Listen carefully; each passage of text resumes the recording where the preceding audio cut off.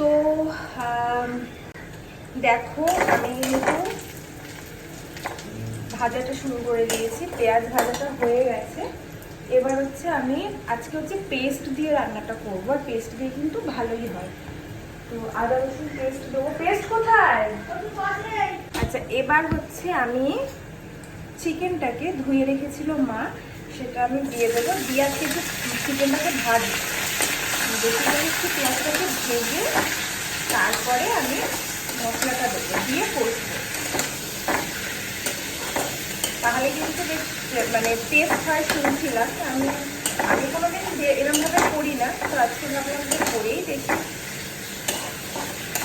আমি কিন্তু চিকেনটা দিয়ে দিয়েছি, দিয়ে এবার আমি হচ্ছে চিকেনটা ভাজছি। তো গাইস দেখো যে কষতে কষতে কালারটা কি এসেছে তোমাদের সাথে শেয়ার করছি। দেখো দেখো, এটা হচ্ছে চিকেনটা কষতে কষতে এই কালারটা এসছে, আর চিকেন থেকে একদম তেলও ছেড়ে দিয়েছে। তেল কিন্তু আমি বেশি দিয়ে ভাজা টাজা করিনি, তাও দেখতে পাচ্ছ কতটা তেল বেরিয়েছে চিকেন থেকে।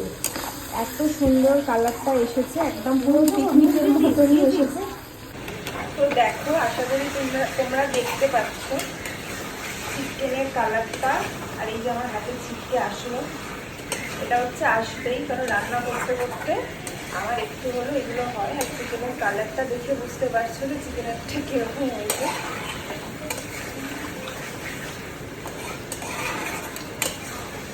একদম পিকনিকের মতনই হয়েছে।